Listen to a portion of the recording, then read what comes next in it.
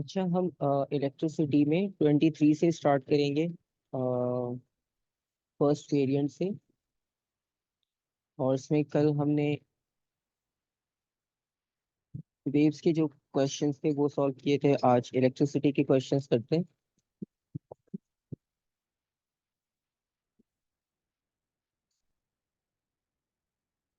अच्छा, first question है, a metal wire in a circuit has a length of 1.8 metre, so 1.8 metre length है, and a cross sectional area of 1.5 exponent minus 6 per metre square. Cross sectional area भी आ गया और length भी आ गई। Total number of free electrons, तो ये total number of free electrons given है वायर में। So there is a current in the wire so that a charge of 172 coulombs moves past a fixed point in the wire in the time of 2.5 minutes. तो काफी सारी quantities given है, length given है और cross sectional area, free electrons given है, charge की value given है, time given है 2.5 मिनट्स। फर्स्ट पार्ट है, show that the number density of the free electrons in the wire is equals to this value. तो हमने number density find out करनी है और उसका आंसर ये आना चाहिए। ठीक है, तो नंबर डेंसिटी आपको याद होगा, ड्रिफ्ट स्पीड जो हम फाइंड आउट करते हैं बेसिकली इलेक्ट्रॉन्स के लिए, उसी में एक फैक्टर होता है नंबर डेंसिटी का। और नंबर डेंसिटी का कॉन्सेप्ट पहले भी डिस्कस किया था हमने, जिस तरह डेंसिटी को डिफाइन करते हैं इसी तरह से नंबर डेंसिटी का भी कॉन्सेप्ट होता है। नॉर्मल डेंसिटी को हम मास अपॉन वॉल्यूम डिफाइन करते हैं, लेकिन क्योंकि यहाँ पर चार्जेस की बात हो रही है तो मास तो नहीं होगा। तो जितने भी हमारे पास इलेक्ट्रॉन्स होंगे, जितने भी चार्जेस होंगे फ्री, हम उसको डिवाइड कर देंगे टोटल वॉल्यूम से, तो वो हमारे पास नंबर डेंसिटी हो जाएगी सिंपल।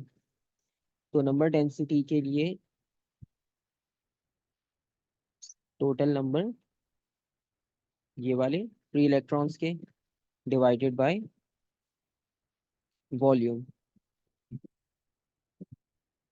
वॉल्यूम डायरेक्टली गिवन नहीं है, कैलकुलेट कर लेंगे हम लेकिन क्वांटिटी से। सो कैपिटल एन की वैल्यू 2.3 एक्सपोनेंट 23 डिवाइडेड बाय, और जो वॉल्यूम होगा 1.8 multiply by cross sectional area 1.5 exponent minus 6। तो डेफिनेटली इसका आंसर इसके इक्वल ही आना चाहिए, क्योंकि उन्होंने कहा है कि शो दैट, तो आपका आंसर भी सेम यही आएगा।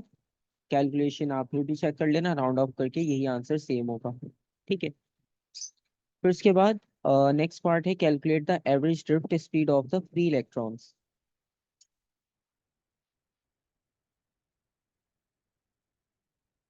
तो ड्रिफ्ट स्पीड का फॉर्मूला भी पेपर में गिवन होता है सबसे टॉप पर हमारे डाटा बुकलेट में, तो आप वहां से भी देख सकते हो। ठीक है, तो इसका कोई इशू नहीं है कि आपको याद हो या ना याद हो, तो आपको वो पेपर में ऑलरेडी मिलता है, तो आप वहां से उसे सॉल्व कर सकते हो इजीली। तो हम वो फॉर्मूला यूज करेंगे।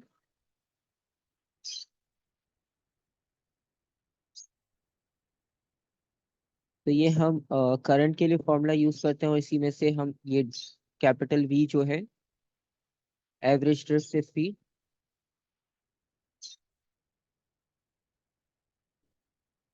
ए एन ई के इक्वल हो जाएगा।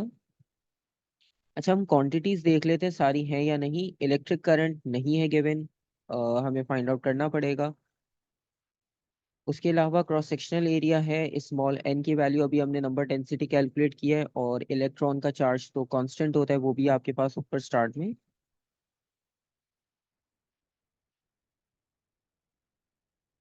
यहाँ पर ये वैल्यूज गिवन होती हैं।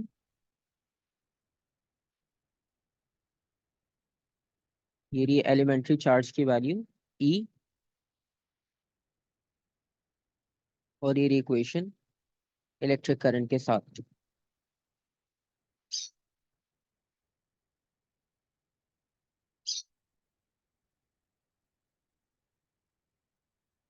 ठीक है, तो अब इलेक्ट्रिक करंट फाइंड आउट करना है। इलेक्ट्रिक करंट डायरेक्टली गिवन नहीं है, इनडायरेक्टली गिवन है, क्योंकि हमें पता है कि चार्ज और टाइम, ये दो क्वांटिटीज गिवन है, इन्हें हम डिवाइड करके इलेक्ट्रिक करंट बना सकते हैं।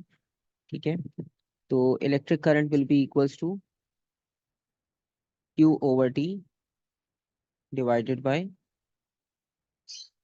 ए एन ई। और चार्ज की वैल्यू 172। अच्छा, अब टाइम की वैल्यू मिनट्स में से सेकंड में कन्वर्ट करना है। तो पहले से मल्टीप्लाई करेंगे 60 से ताकि सेकंड्स में आ जाए, फिर 172 को डिवाइड करेंगे उस फाइनल आंसर से, divided by cross sectional area 1.5 exponent -6।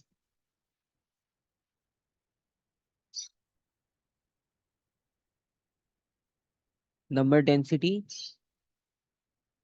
8.5। और फाइनली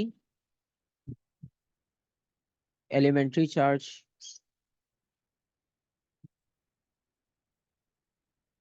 1.6 एक्सपोनेंट -19।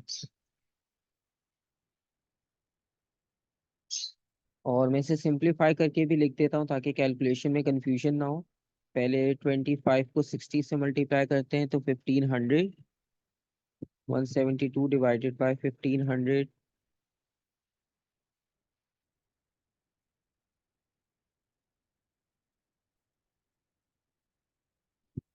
और इसमें भी हमारे पास एक सिंपल सा रूल होता है कि हम सिंपल नंबर्स को मल्टीप्लाई कर लें,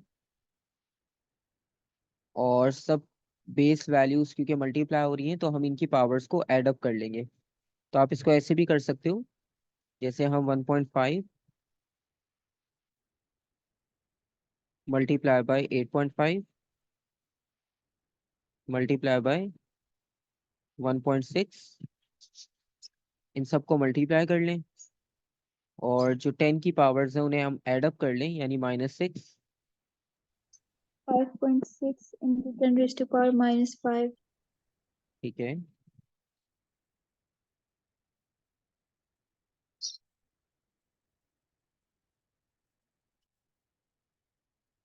तो ये एवरेज ड्रिफ्ट स्पीड हो गई फ्री इलेक्ट्रॉन्स की। तो यहाँ तक ये वाला क्वेश्चन तो कंप्लीट हो गया, शॉर्ट क्वेश्चन था। एक और क्वेश्चन है, a battery of EMF 9.6 negligible internal resistance, क्योंकि इसमें इंटरनल रेजिस्टेंस का कॉन्सेप्ट होता है वो नेग्लिजिबल है। और ये कनेक्ट है दो फिक्स रेजिस्टर्स के साथ और एक थर्मिस्टर, यानी थर्मिस्टर आपको पता है डिपेंड करता है टेम्परेचर पे। अगर टेम्परेचर इंक्रीज करते हैं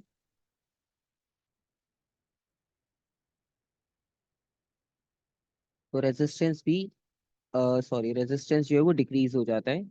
ये फिलामेंट के ऑपोजिट काम करता है, तो दोनों इन्वर्सली होते हैं।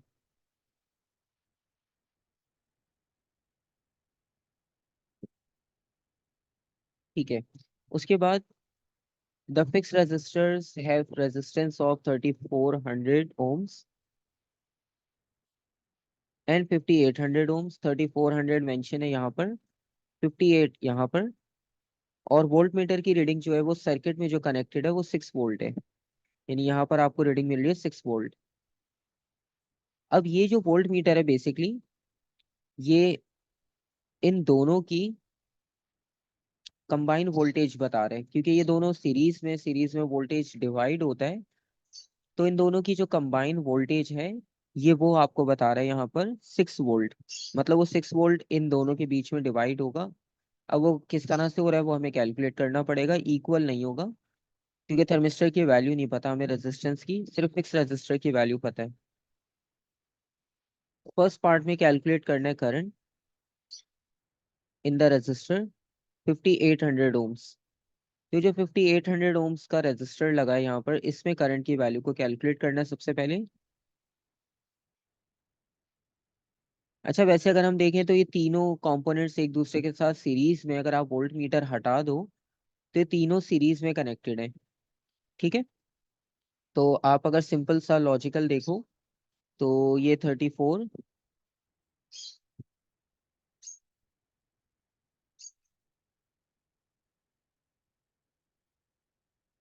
और ये थर्मिस्टर, ठीक है, ये तीनों सीरीज में कनेक्टेड है।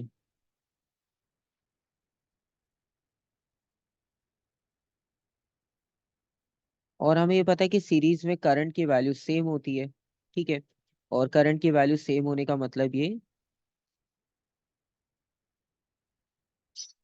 कि अगर हम पूरे सर्किट का ओवरऑल करंट फाइंड आउट कर लें तो वही सेम वैल्यू जो है वो 5800 के लिए भी यूटिलाइज हो सकती है। तो टोटल ईएमएफ तो हमें गिवन है 9.6 वोल्ट, तो टोटल ईएमएफ आ गया 9.6।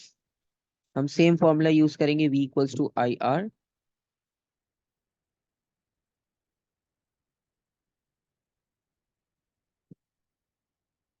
टोटल ईएमएफ है 9.6।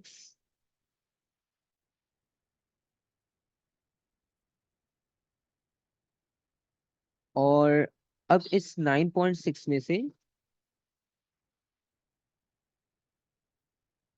ये जो 6 वोल्ट है, ठीक है, अब ये वाला जो 6 वोल्ट है ये दोनों शेयर कर रहे हैं 3400 वाला और थर्मिस्टर। इसको अगर हम सब्ट्रैक्ट कर दें तो हमें सिर्फ 5800 के लिए वोल्टेज मिल जाएगा, और इसकी खुद की रेजिस्टेंस है 5800।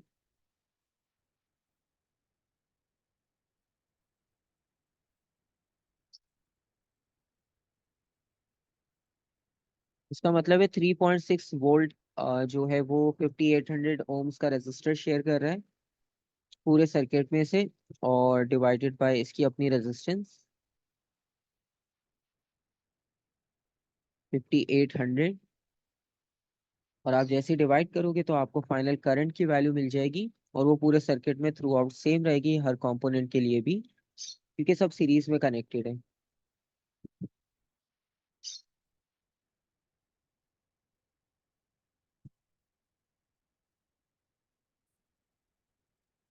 6.2 into 10 raised to power minus 4. ठीक है। अच्छा, अब हमें करंट पता चल गया, वोल्टेज पता चल गया, और रेजिस्टेंस सिर्फ एक कंपोनेंट की अननोन है जो कि है थर्मिस्टर। अब उसकी रेजिस्टेंस फाइंड आउट करनी है थर्मिस्टर की। अगेन वही लॉजिक यूज करेंगे, तीनों सीरीज में कनेक्टेड है, ठीक है। तो हम सीरीज का कॉन्सेप्ट यूज करके इसे अगर सॉल्व करते हैं तो let suppose again ohm's law का रेफरेंस लें, V is equals to I R. और यहाँ पर हम टोटल की बात करें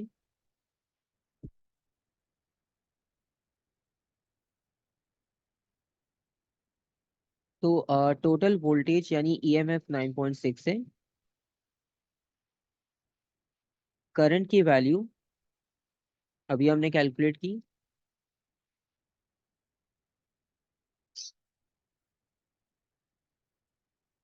मल्टीप्लाई बाय आर। अब आर की जगह पर टोटल रेजिस्टेंस लेंगे हम, क्योंकि तीनों सीरीज में 3400, 5800 प्लस थर्मिस्टर की रेजिस्टेंस नहीं पता, उसे अननोन कर दिया। और ये 6.2 दूसरे एंड पर डिवाइड हो जाएगा, 3400 5800 को एड अप कर लेंगे।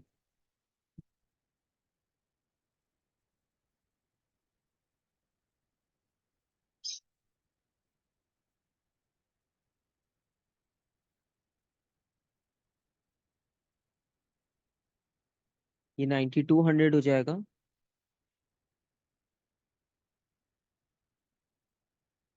डिवाइड करके जो भी आंसर आएगा उसमें से हमें 9200 माइनस करना होगा।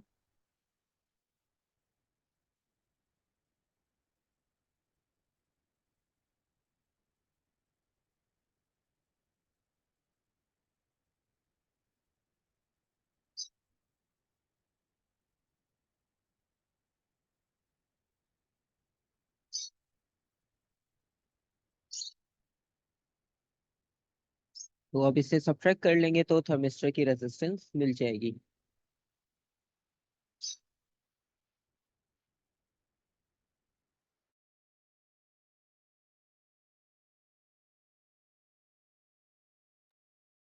6.3 10⁻³ सही। तो ये हो गई इसकी रेजिस्टेंस।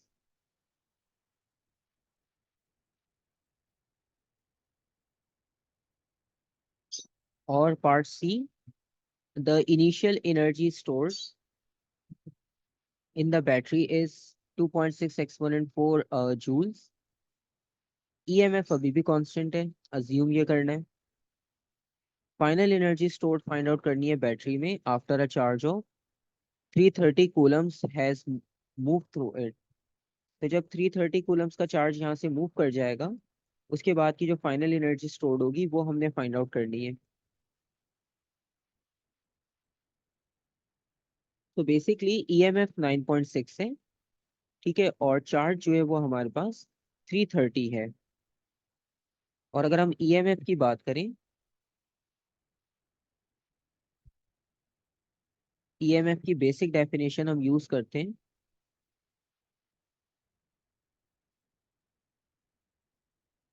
जो एनर्जी पर यूनिट चार्ज होगी, per unit charge.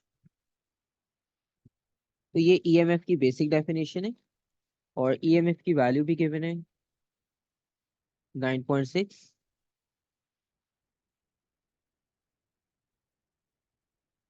Energy unknown divided by जो चार्जेस हैं वो 330 है। सो सिंपली हम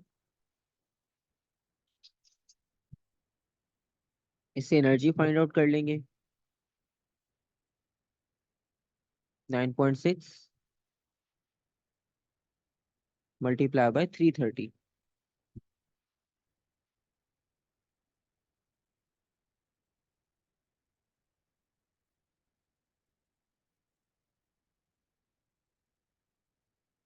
अच्छा, ये तो हमने कैलकुलेट कर ली एनर्जी, ठीक है। अब इनिशियल एनर्जी जो थी वो ये रही। उस इनिशियल एनर्जी में से 330 कूलम चार्जेस ने 3170 जूल्स ऑफ एनर्जी को यूटिलाइज कर लिया। और अब जो बाकी एनर्जी बैटरी में रह गई, ठीक है, वो उसमें से हम, यानी जो इनिशियल इनपुट वैल्यू थी, टोटल इनपुट वैल्यू, उसमें से सब्ट्रैक्ट कर लेंगे। और जो रेस्ट ऑफ दी एनर्जी बचेगी वो फाइनल स्टोर्ड एनर्जी होगी हमारे पास। यानी फाइनल एनर्जी जो स्टोर्ड हुई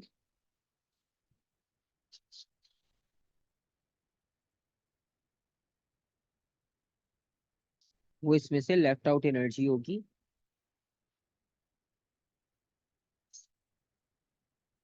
2.3 एक्सपोनेंट 4।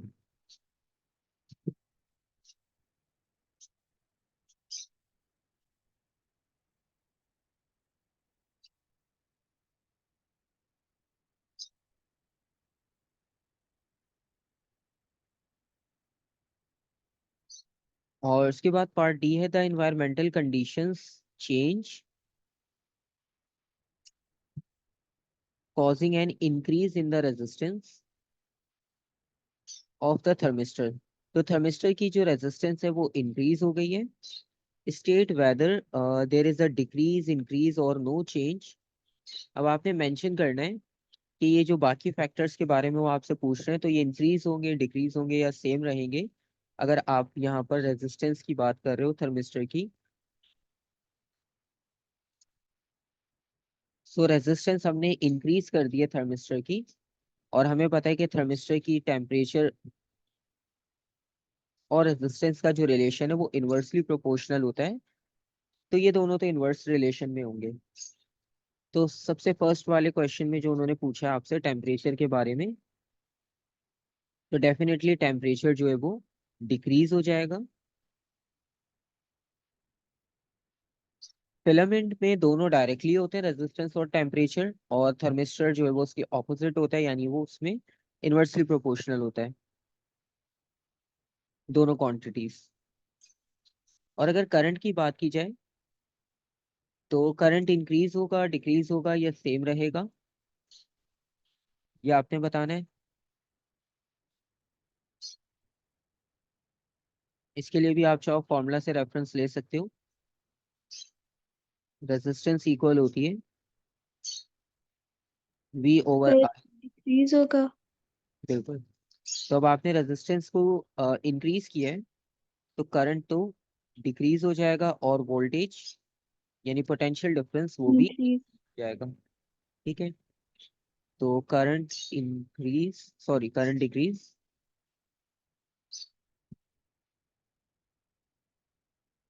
पोटेंशियल डिफरेंस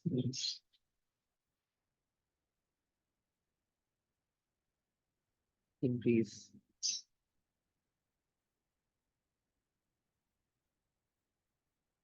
ठीक है, तो ये वाला क्वेश्चन भी कंप्लीट हो गया, इतना मुश्किल नहीं था। और नेक्स्ट वेरिएंट देखते हैं।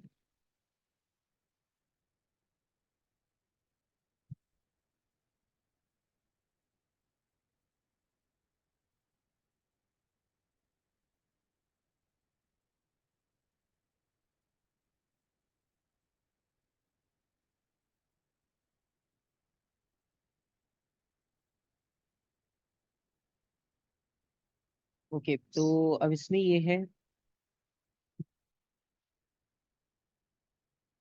अगेन फिलामेंट की बात हो रही है इसमें भी। ठीक है। The current in a filament lamp decreases. अभी लास्ट वाले में थर्मिस्टर था, यहाँ पे जो है वो फिलामेंट है। Current in filament lamp decreases, so state and explain how the resistance of the lamp changes. Resistance decreases. ठीक है। अच्छा, यहाँ पे करंट जो है वो डिक्रीज हुआ है। ठीक है। तो करंट डिक्रीज होने का मतलब ये, अगेन अगर आप रेफरेंस लेते हो रेजिस्टेंस के फॉर्मूला से, तो करंट डिक्रीज होने का मतलब रेजिस्टेंस इंक्रीज, वोल्टेज इंक्रीज। तो रेजिस्टेंस के बारे में हम क्या लिखेंगे, रेजिस्टेंस। डिक्रीजेस। अच्छा, रेजिस्टेंस इंक्रीज हो जाएगी, क्योंकि आप देखो करंट को हमने डिक्रीज किया है। ठीक है। करंट लैंप में डिक्रीज हुआ है, करंट डिक्रीज होने का मतलब ये कि रेजिस्टेंस हाई हो गई, तभी करंट जो है वो डिक्रीज हो रहा है।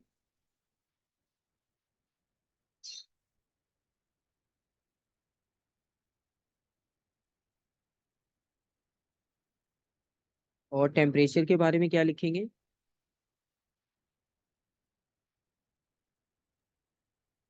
डिक्रीज। क्योंकि इस बार फिलामेंट है, तो दोनों डायरेक्टली प्रोपोर्शनल होते हैं इसमें।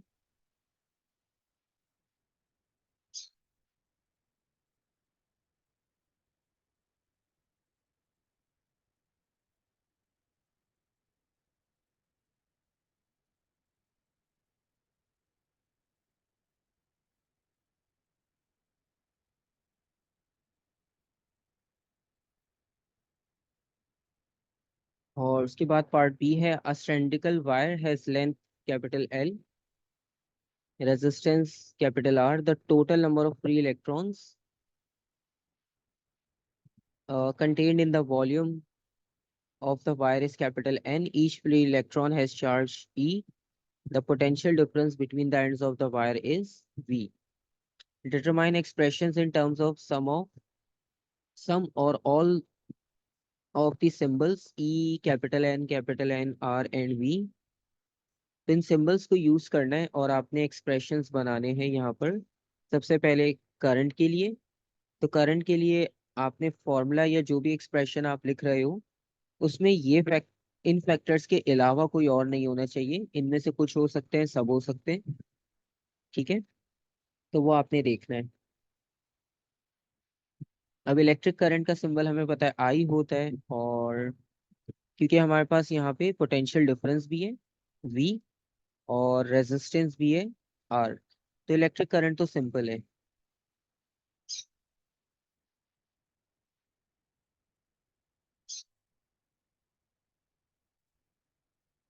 Electric current is equals to V over R। Second, average drift speed of free electrons. अच्छा, ड्रिफ्ट स्पीड का तो फॉर्मूला भी आपको गिवन होता है, ठीक है। हम उसे लिखते हैं I इज इक्वल्स टू,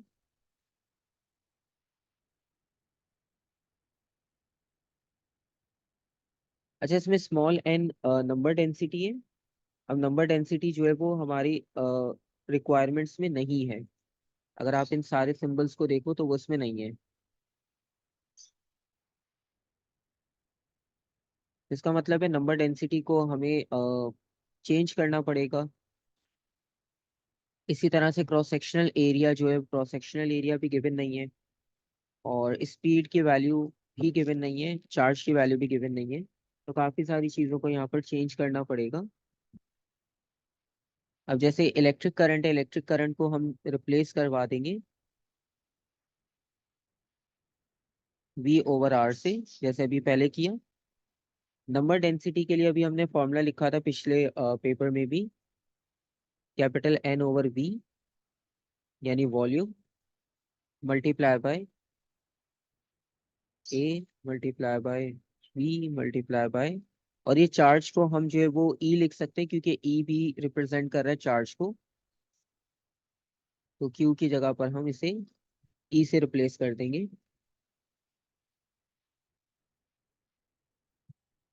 और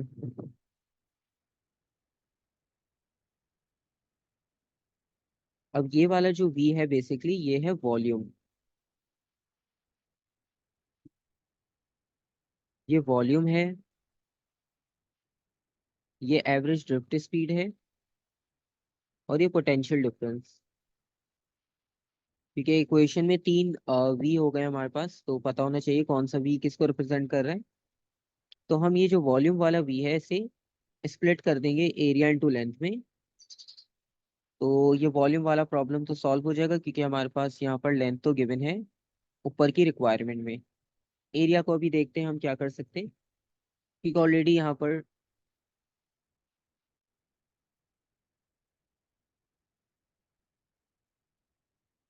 अब यहाँ पर जो ए की वैल्यू गिवन है वो तो कैंसिल आउट हो जाएगी। अब बाकी सब सिंप्लीफाई करते हैं हम। हमारा मेन फोकस ड्रिफ्ट स्पीड पे है, तो ड्रिफ्ट स्पीड को हम राइट हैंड पर रहने देते हैं, बाकी सबको लेफ्ट पर लेकर आते हैं।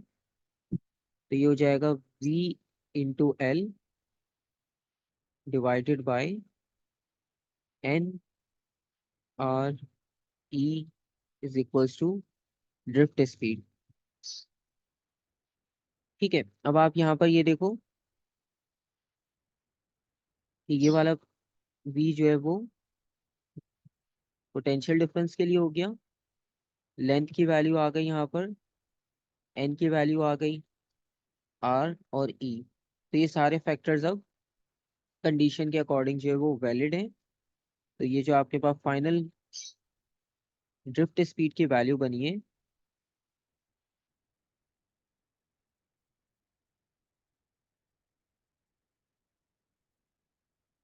वो इक्वल हो जाएगी VL over NRE।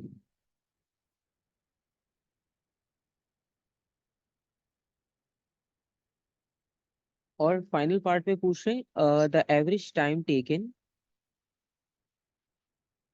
For a free electron to move along the full length of the wire. तो अगर वो full length of the wire में मूव करता है तो उसके लिए आपने एक्सप्रेशन बनाना है टाइम टेकन का। अब नॉर्मली अगर हम स्पीड की बात करें तो वो होती है डिस्टेंस अपॉन टाइम। डिस्टेंस की जगह पर हम इसको लेंथ कर देते हैं, क्योंकि हमारे पास वायर की लेंथ गिवन है, तो वही हमारे पास डिस्टेंस का काम करेगी। और इसमें से अगर हम टी को सब्जेक्ट बनाएं, वी अभी हम कैलकुलेट कर चुके हैं, स्पीड की पूरी ये जो वैल्यू है इसे सब्स्टिट्यूट करवाएंगे यहाँ पर।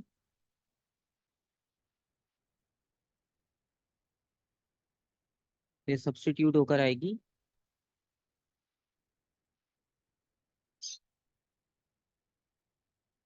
L ओवर, और पूरी ड्रिफ्ट स्पीड की वैल्यू सब्स्टिट्यूट कर दी आपने। अगेन लेंथ की वैल्यू कैंसिल आउट हो जाएगी, ऊपर सिर्फ आपके पास 1 बचेगा, और जब आप वैल्यू को फ्लिप करोगे तो ये वैल्यू अभी ओरिजिनली इस फॉर्म में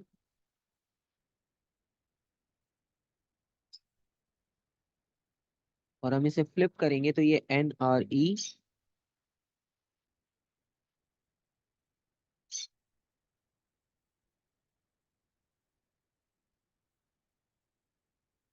के इक्वल होगा। ठीक है, तो इसमें तो सिर्फ हमने इक्वेशंस को सेटअप करना था, जो भी गिवन इक्वेशन की वैल्यूज हैं उसके अकॉर्डिंग।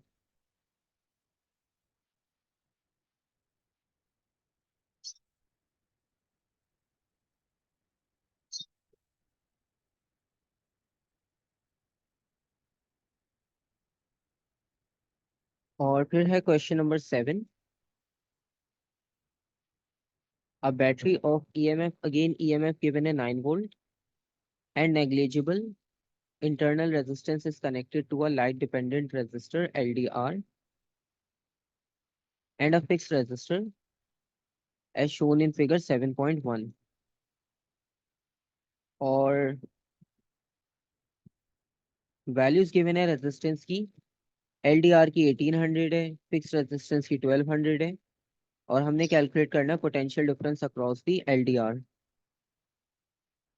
ठीक है, दोनों सीरीज में कनेक्टेड है, तो हमें पता है कि वोल्टेज जो है वो दोनों शेयर करेंगे यहाँ पर।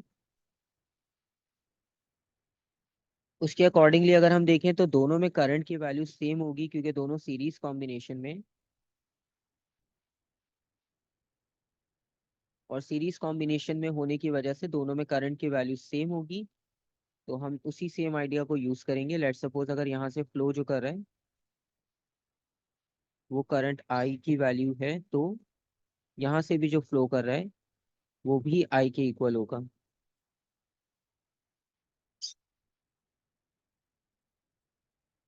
तो दोनों के पास करंट की वैल्यू सेम ट्रांसफर हो रही है, और करंट की वैल्यू इक्वल होती है according to Ohm's law, V/R।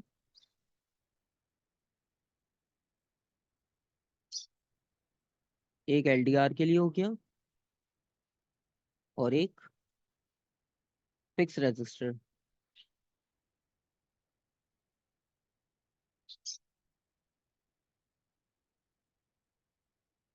अब LDR की रेजिस्टेंस है 1800,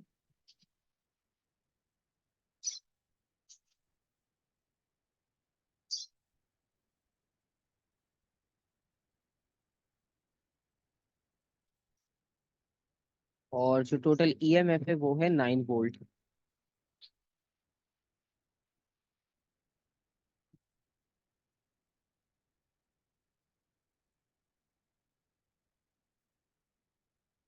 तो divided by is equals to, क्योंकि दोनों सीरीज में कनेक्टेड हैं तो पोटेंशियल डिवाइडर का भी कॉन्सेप्ट हम यूज कर सकते हैं। ठीक है, तो हम इसको सिंपल पोटेंशियल डिवाइडर के आइडिया से भी सॉल्व कर सकते हैं, अगर आप इस तरह से सॉल्व नहीं कर रहे।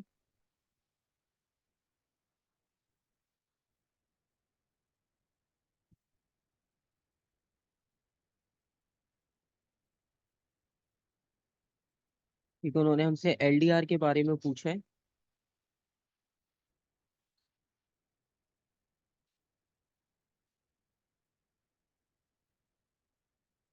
तो यहाँ पर हम LDR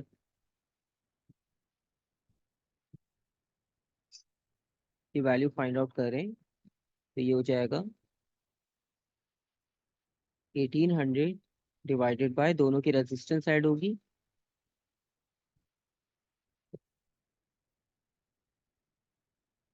मल्टीप्लाई बाय जो इनपुट वोल्टेज है यानी EMF है वो 9 वोल्ट है,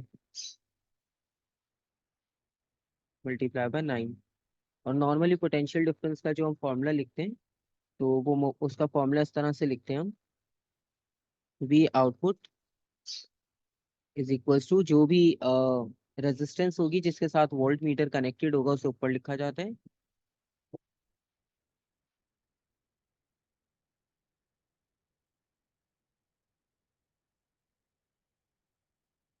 तो इस कॉन्सेप्ट से इसे सॉल्व कर सकते हैं। सिंपल यहाँ पे कैलकुलेशन करनी है, आपने कैलकुलेशन कर लोगे आपको फाइनल आंसर मिल जाएगा।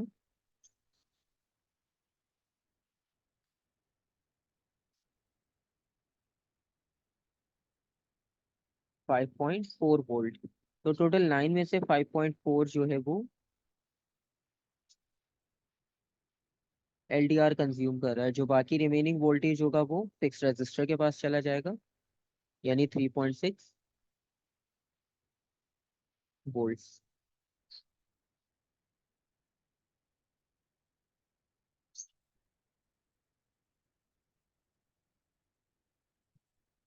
Next part B, the circuit is now modified by adding a uniform resistance. एक यूनिफॉर्म रेजिस्टेंस वायर कनेक्ट की है XY and a galvanometer as shown in figure 7.2। EMF है 9 वोल्ट्स और उसके अलावा LDR है 1800 और फिक्स रेजिस्टेंस है 1200 और एक वायर कनेक्ट की है जो इस XY के साथ एक पॉइंट पर कनेक्टेड है जो गैल्वानोमीटर से पास होकर आ रही है। उस पॉइंट को Z कहा है। तो बेसिकली आपके पास एक वायर का ये पार्ट हो गया, ये लेंथ हो गई, और दूसरी ये लेंथ हो गई। अब वो कह रहे हैं the length of wire XY is 1.2 metre, और जो मूवेबल कनेक्शन है Z वो XY पे जहाँ पे भी सेट किया है तो वहां पर गैल्वानोमीटर में जो रीडिंग शो हो रही है वो हो रही है 0। तो इसका मतलब है जहाँ भी ये वायर कनेक्टेड है गैल्वानोमीटर की, इस वक्त गैल्वानोमीटर 0 रीडिंग शो कर रहा है। अब क्वेश्चन देखते हैं। सबसे पहले तो आपने लेंथ को कैलकुलेट करना है, एक्स जेड की लेंथ को। ठीक है, यानी जो फर्स्ट वाली लेंथ है आपने इसे कैलकुलेट करना है। ठीक है, तो अब हमने ये चीज देखी थी अभी,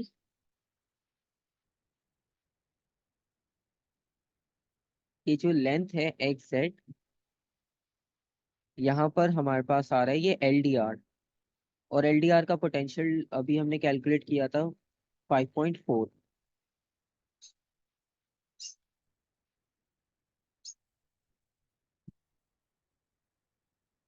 और टोटल वायर की जो लेंथ है वो है 1.2। तो इसका मतलब है 1.2 से कम होगी, और 1.2 अगर कंप्लीट हो रही है लेट सपोज, तो उस वक्त टोटल EMF आपको मिलता 9। ठीक है, तो इस कॉन्सेप्ट को हम यूज करेंगे। जब आपके पास लेंथ है XZ, तो उस एरिया में सिर्फ LDR आ रहा है, यानी लेंथ जितनी ज्यादा उतनी ज्यादा आपके पास रेजिस्टेंस होते, उतना पोटेंशियल डिफरेंस आपको मिलता है। तो यहाँ पर जो है वोल्ट 5.4 है, और अगर लेट सपोज आप कंप्लीट लेंथ यूज करते 1.2, तो आपको पोटेंशियल डिफरेंस भी उतना ज्यादा मिलता, यानी कंप्लीट EMF की वैल्यू 9। ये टोटल लेंथ आ गई और ये EMF आ गया।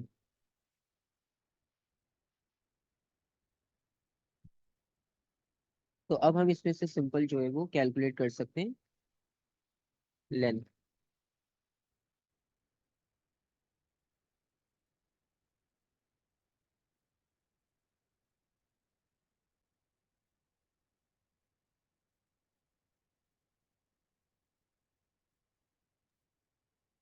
0.72.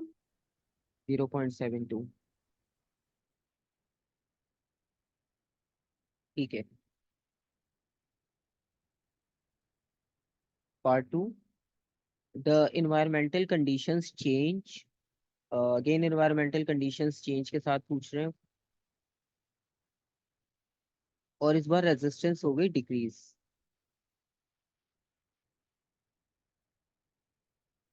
LDR की। तो रेजिस्टेंस डिक्रीज हुई है इस बार LDR की, और उसके बाद कह रहे हैं टेम्परेचर कांस्टेंट है, टेम्परेचर को चेंज नहीं किया हमने। और उसके बाद वो आपसे पूछ रहे हैं state whether there is a decrease, increase or no change to the intensity of light illuminating the LDR. अच्छा, अब इसमें होता ही है कि जब रेजिस्टेंस कम होता है, ये कम आपके पास यहाँ पर होगी, तो इलेक्ट्रिक करंट एलडीआर का इंक्रीज कर रहा होता है। ठीक है, तो सॉरी, इंटेंसिटी जो होती है एलडीआर की, क्योंकि एलडीआर तो लाइट पे वर्क करता है।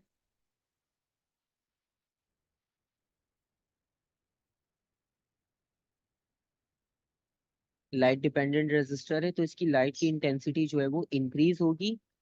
ठीक है, अगर रेजिस्टेंस डिक्रीज हो रही है तो ये भी इन्वर्सली काम करता है। अगर रेजिस्टेंस इंक्रीज होती तो इलेक्ट्रिक करंट जो है वो डिक्रीज होता आपके पास।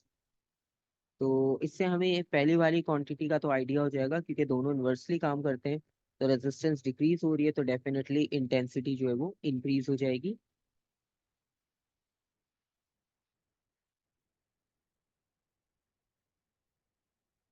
Second part, the total power produced by the battery.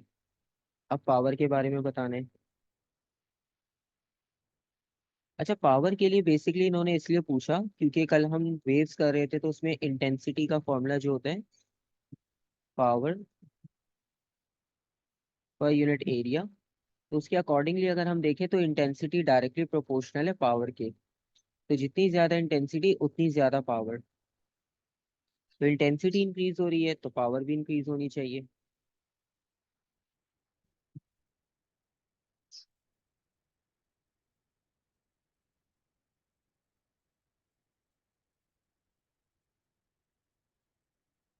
और फाइनल पार्ट है, the length x Z so that galvanometer read zero. तो जो लेंथ एक्स जेड है हमारे पास, उस लेंथ को इंक्रीज करना चाहिए या डिक्रीज करना चाहिए कि गैल्वानोमीटर जीरो रीडिंग यूज करे, रीड करे बेसिकली। तो उसके लिए हमें डिक्रीज करना पड़ेगा, क्योंकि अब हमारे पास जो है वो चेंज हुआ है।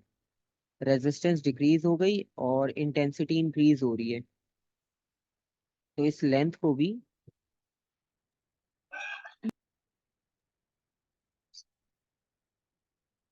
डिक्रीज करना पड़ेगा।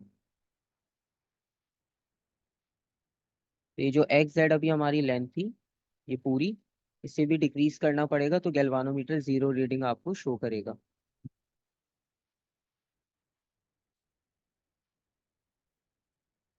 तो ये कॉन्सेप्ट हो गया एलडीआर से रिलेटेड सेकेंड वेरिएंट पे। उसके अलावा थर्ड वेरिएंट में देखते हैं कि उसमें इलेक्ट्रिसिटी का क्या क्वेश्चन है।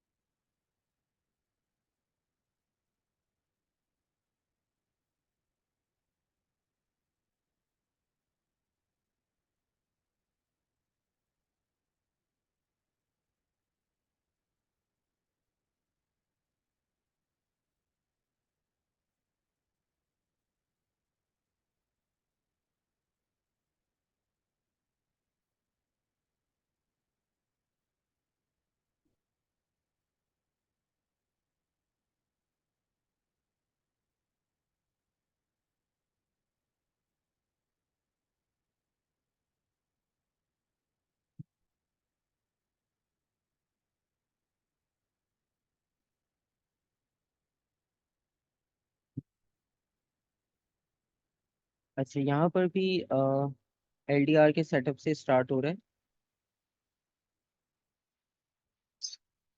और इस सर्किट में आपके पास बैटरी है, एम मीटर है, हीटर है, एलडीआर है, और सब कुछ जो है वो सीरीज में कनेक्टेड है।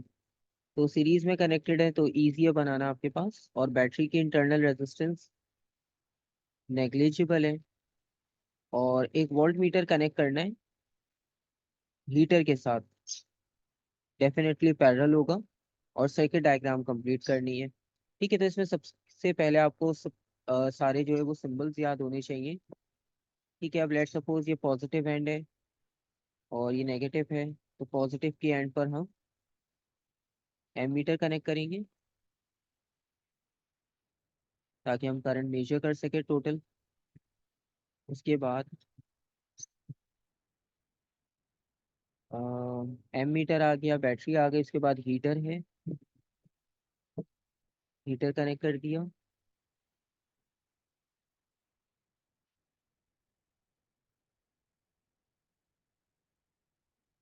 और हीटर कनेक्ट करने के बाद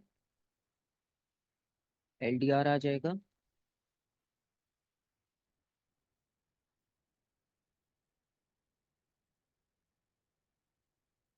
और बाकी जो है वो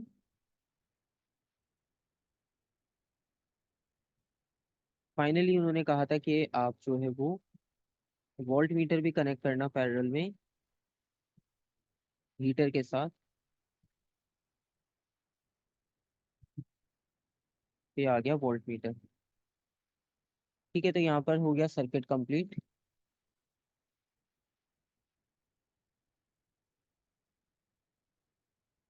उसके बाद पार्ट बी है, the heater is a wire made of metal of resistivity. तो अब यहाँ पर जो रेजिस्टिविटी है वो गिवन है, लेंथ है 2 मीटर और क्रॉस सेक्शनल एरिया 3.8 एक्सपोनेंट -7। तो रेजिस्टिविटी जो सिंबल होता है वो हम डेंसिटी की तरह जो बनाते हैं बेसिकली, वो गिवन है, लेंथ गिवन है और एरिया गिवन है। वोल्ट मीटर की रीडिंग भी गिवन है इस बार ऑटो पहले से 4.8 वोल्ट। रेजिस्टेंस कैलकुलेट करनी है। अच्छा, इसमें फॉर्मूला बहुत सिंपल सा होगा, क्योंकि इसमें आपको याद आ रहा होगा कि सारे फैक्टर्स लेंथ एरिया रेजिस्टिविटी सब गिवन है। तो जो रेजिस्टेंस ऑफ रेजिस्टेंस के फैक्टर होते हैं वो वाला फॉर्मूला हमने यहाँ पर यूज करना है। R is equals to resistivity length upon area. तो resistivity is equals to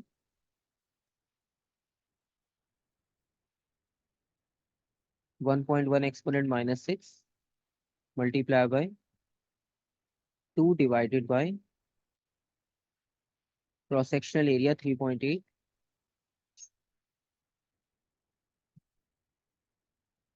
exponent -7।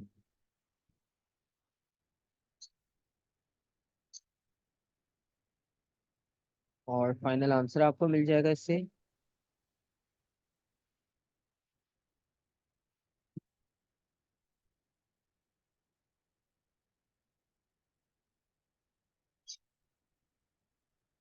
ठीक है, 5.8 ओम्स।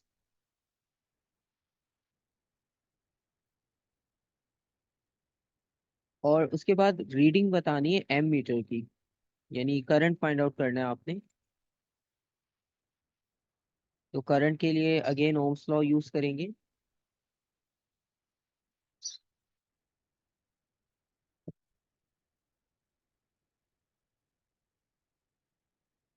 वोल्ट मीटर में रीडिंग है 4.8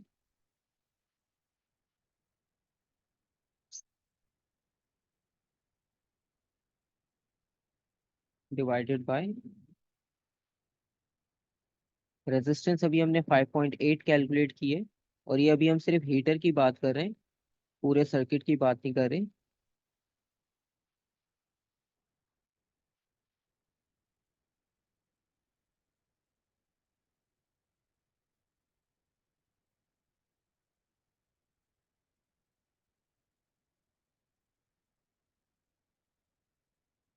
ठीक है, 0.83 एम्पियर्स।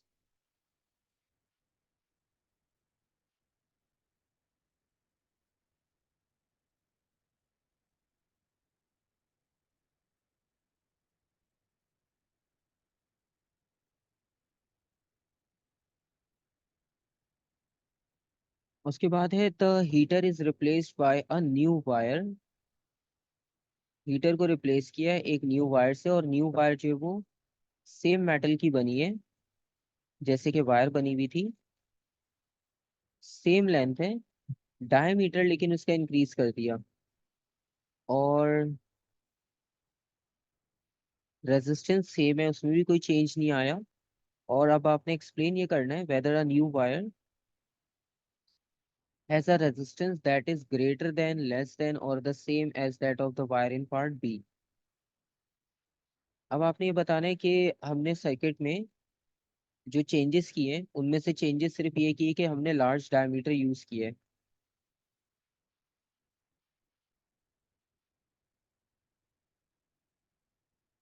इसके अलावा और कोई चेंज नहीं हुआ, बाकी सब उन्होंने सेम रखा है।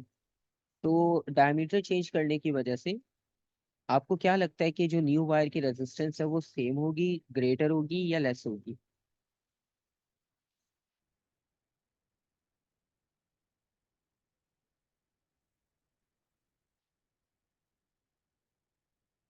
अब इसमें भी सेम फैक्टर्स अगर हम देखें तो वो रेजिस्टेंस वाले फैक्टर है, आर इज इक्वल टू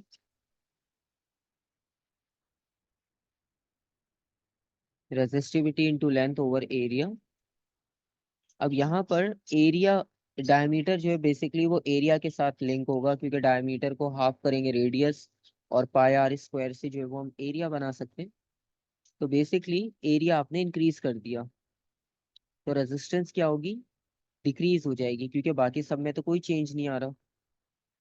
तो एरिया इंक्रीज करने की वजह से रेजिस्टेंस आपके पास डिक्रीज हो जाएगी।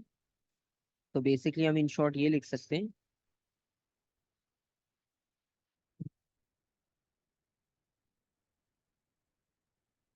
Increasing diameter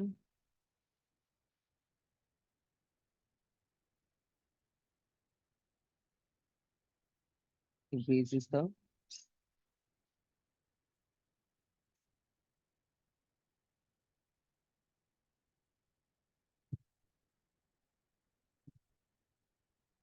cross sectional area.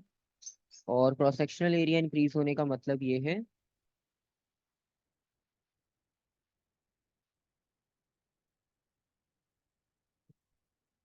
Resistance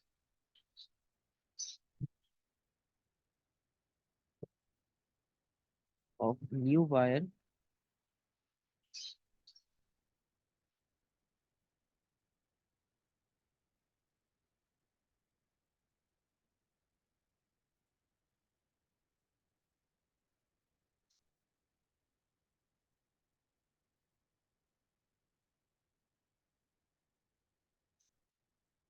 और आप ऐसे भी कह सकते हो कि फर्स्ट वायर से कम होगी।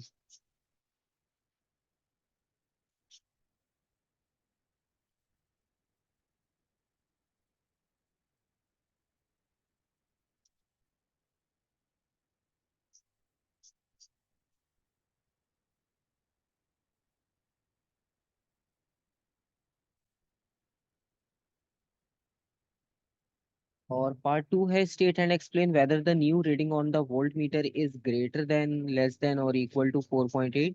अब डेफिनेटली वो वोल्ट मीटर के बारे में भी पूछेंगे कि जब आपने उस सर्किट में एक जो वायर यूज की है हीटर की जगह पर, उसके साथ पहले वोल्ट मीटर लगा हुआ था। यहाँ पे वोल्ट मीटर था, अब आपने इस हीटर की जगह पे वायर लगा दी, तो पहले जो वोल्ट मीटर की रीडिंग आई थी वो थी 4.8।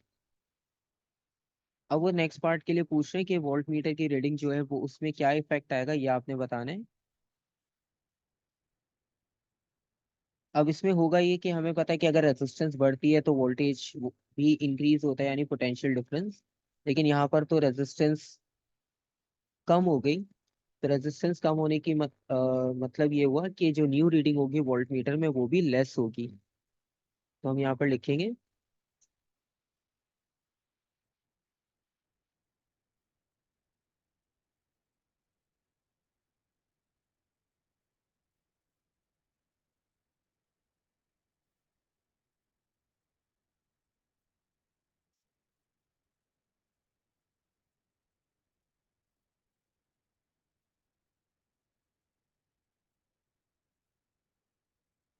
रेजिस्टेंस डिक्रीज हुई है तो करंट इंक्रीज हो जाएगा।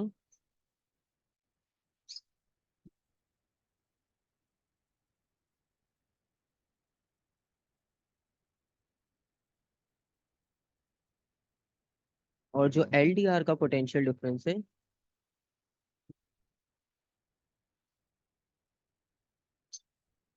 वो इंक्रीज हो जाएगा।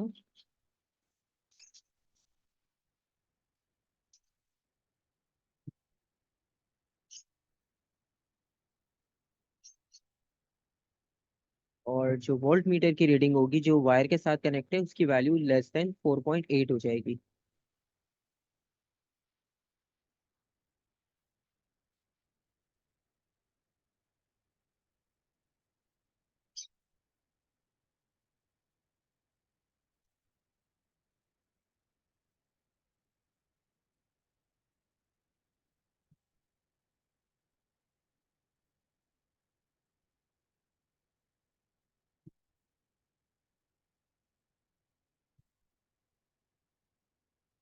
तो ये कॉन्सेप्ट है आपके पास इस क्वेश्चन का।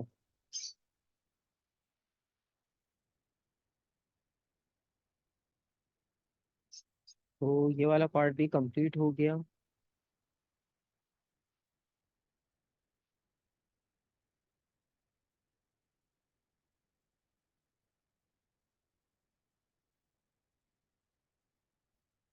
अब हम विंटर सीरीज देखते हैं।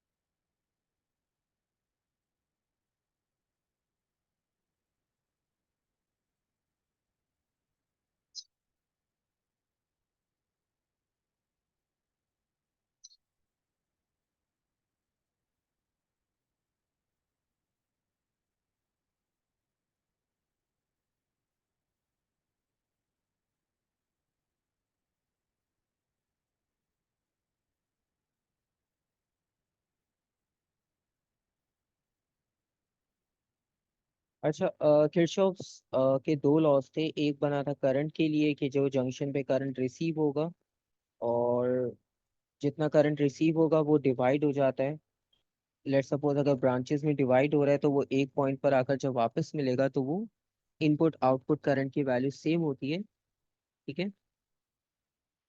तो फर्स्ट पार्ट में किरचॉफ्स जो लॉ आपने लिखना, फर्स्ट लॉ है, फर्स्ट लॉ करंट के लिए, सेकंड लॉ वोल्टेज के लिए। तो हम डिफाइन करते हैं sum of current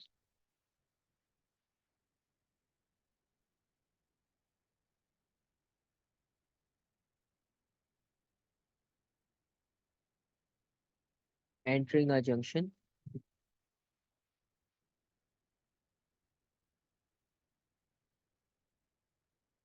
must be equal to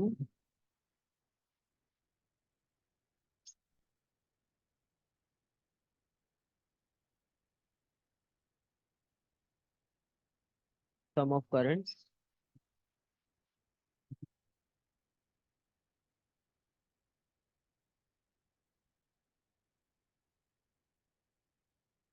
leaving that junction.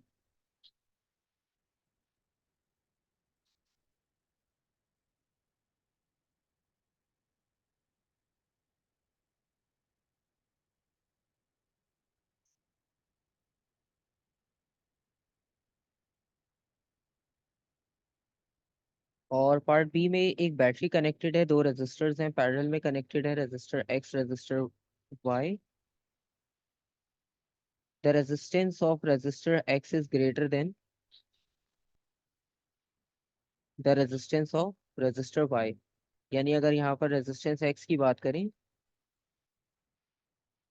वो ग्रेटर है रेजिस्टेंस वाई से।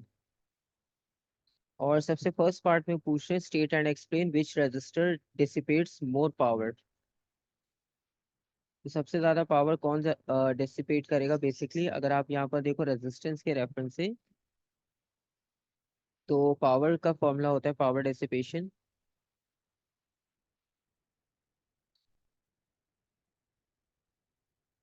We square over R. और इसके अकॉर्डिंगली अगर आप देखो तो जिसकी रेजिस्टेंस ग्रेटर है, तो उसके अकॉर्डिंगली आप पावर को, फॉर्मूला के अकॉर्डिंग अगर चेक करूँ, तो उसकी पावर डेसिपेशन लेस होगी। ठीक है। यानी वहां पर पावर आपको कम मिलेगी, ज्यादा पावर जो है वो वेस्ट हो जाएगी रेजिस्टेंस की वजह से। क्योंकि जिसकी रेजिस्टेंस ग्रेटर है वहां पे करंट की वैल्यू कम होगी। इट मींस एक्स में करंट की वैल्यू लेस होगी, और वाई में करंट की वैल्यू हाई हो जाएगी। तो इसकी एक्सप्लेनेशन इस तरह से बन जाएगी आपके पास।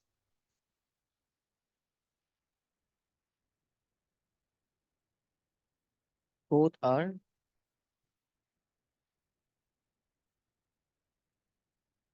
Connected in parallel.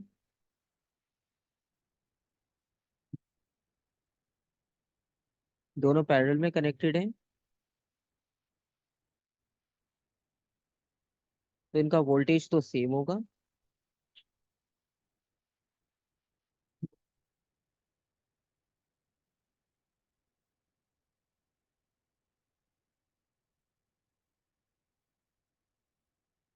और जो करंट की वैल्यू है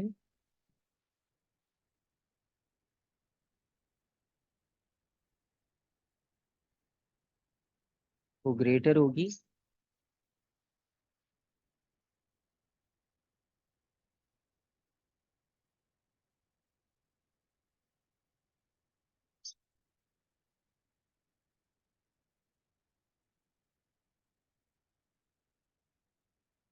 एक्स रजिस्टर के करंट से।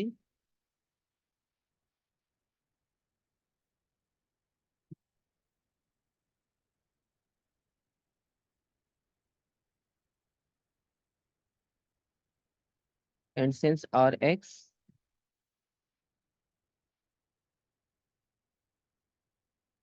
Is greater then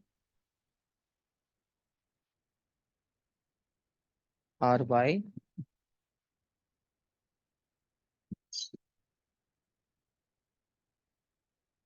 to the power of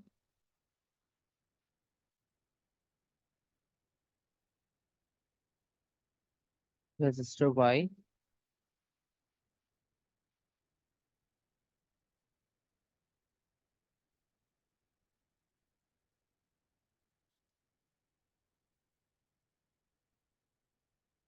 is greater than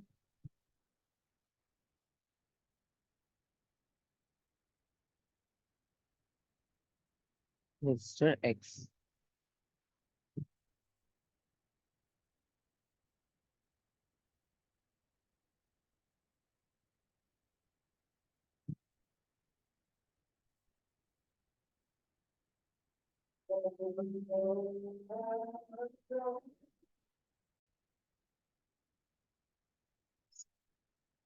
अच्छा, इसका अब सेकंड पार्ट है। The two resistors are made up of wires that have the same length. Both wires are made up of metal of same resistivity.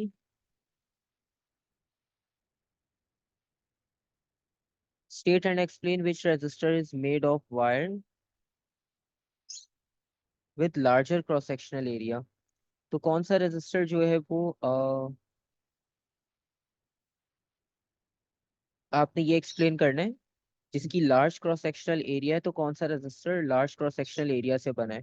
ठीक है, अब इन दोनों की length same है, इसका मतलब है कि लेंथ में कोई चेंज नहीं है। उसके अलावा सेम रेजिस्टिविटी। अब सिर्फ एक फैक्टर बचा है, क्रॉस सेक्शनल एरिया। ठीक है, और हमें ये पता है कि अगर हम फॉर्मूला देखें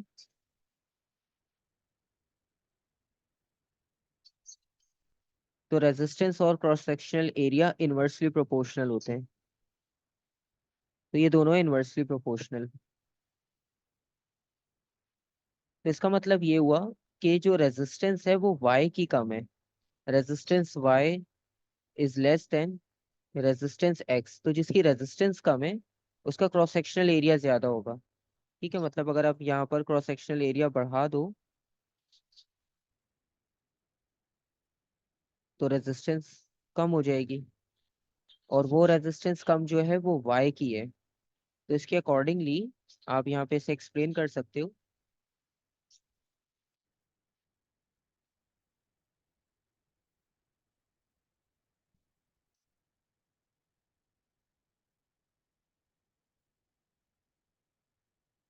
resistance is inversely to the cross sectional area.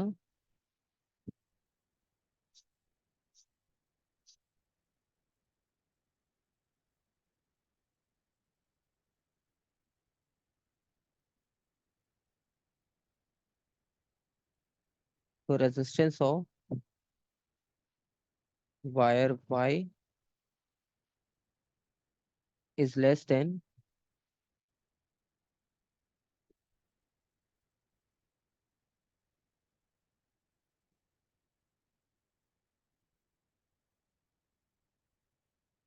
it means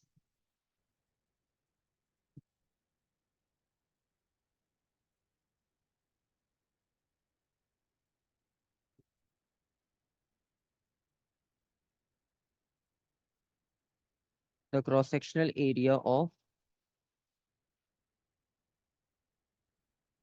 wire y is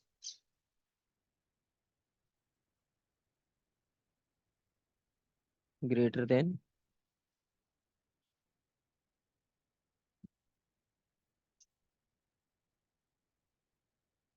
x।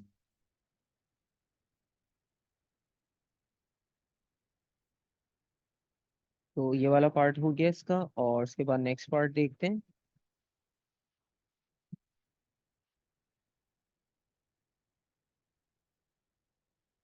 A battery of EMF 9 volt and negligible internal resistance is connected in series with LDR and a fixed resistor of resistance 1800 ohms। तो diagram में EMF है, 1800 ohms resistance है, volt meter connect है और LDR connected है। A voltmeter is connected across the fixed resistor and the reading on the voltmeter is 5.4 volt। अब आपने current calculate करना है सर्किट में। करंट कैलकुलेट करने के लिए अगेन हम ओम्स लॉ को ही सबसे पहले देखेंगे, और उसमें से I इज इक्वल्स टू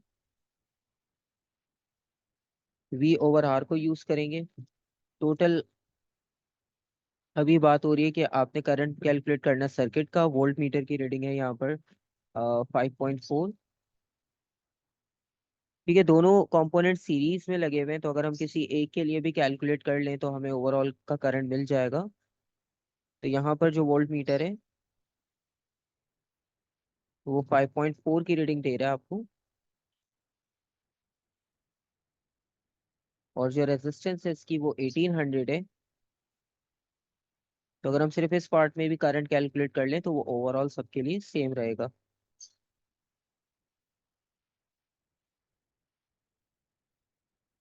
तो electric current will be equals to 0.003।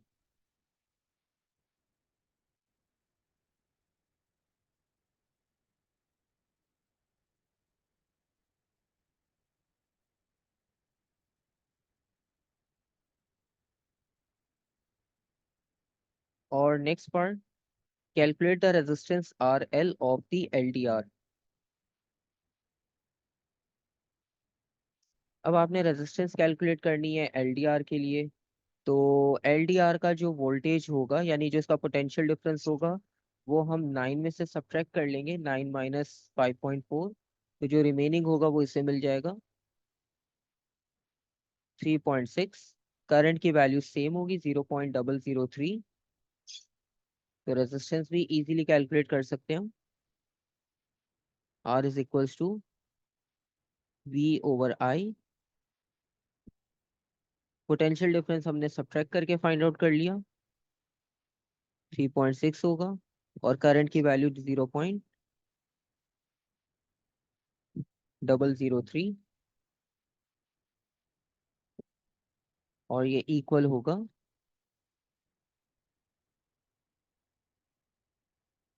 1200 के। अगेन इसमें भी आप चाहो तो पोटेंशियल डिवाइडर यूज कर सकते हो, इसमें भी आपको सेम आंसर मिल जाएगा।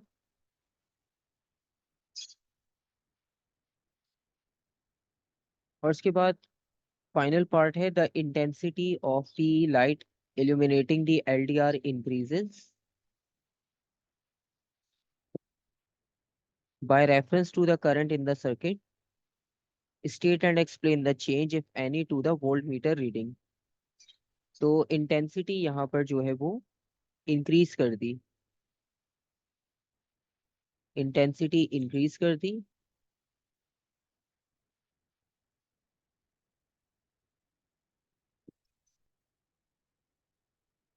और करंट के रेफरेंस से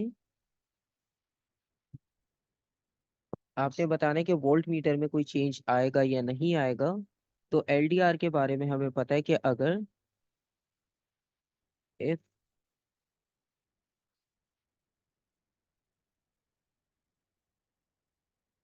रेजिस्टेंस, क्योंकि इंटेंसिटी इंक्रीज हो रही है तो रेजिस्टेंस जो है वो डिक्रीज हो जाएगी। क्योंकि दोनों इन्वर्सली हैं। So if resistance of LDR decreases,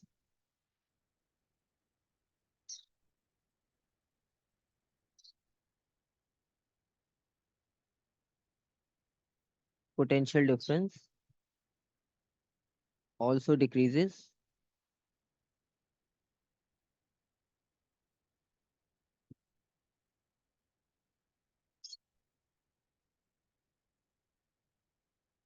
तो अब यहाँ पे LDR के लिए अगर हम बात करें तो LDR की पोटेंशियल डिफरेंस डिक्रीज हो गई, तो जो फिक्स रेजिस्टर है उसकी पोटेंशियल डिफरेंस इंक्रीज हो जाएगी, क्योंकि एक जगह लेस हो रही है तो दूसरी जगह इंक्रीज हो जाएगी।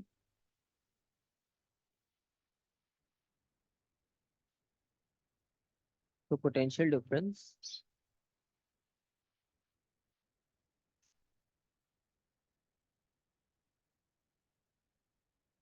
अक्रॉस फिक्स रेजिस्टर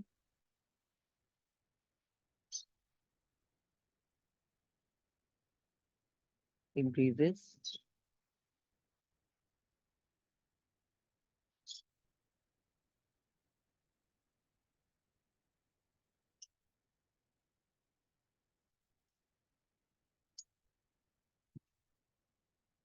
तो hence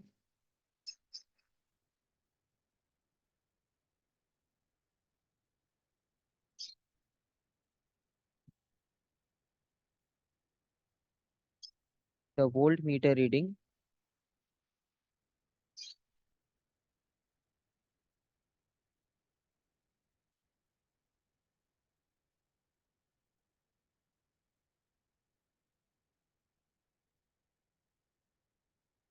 also increases।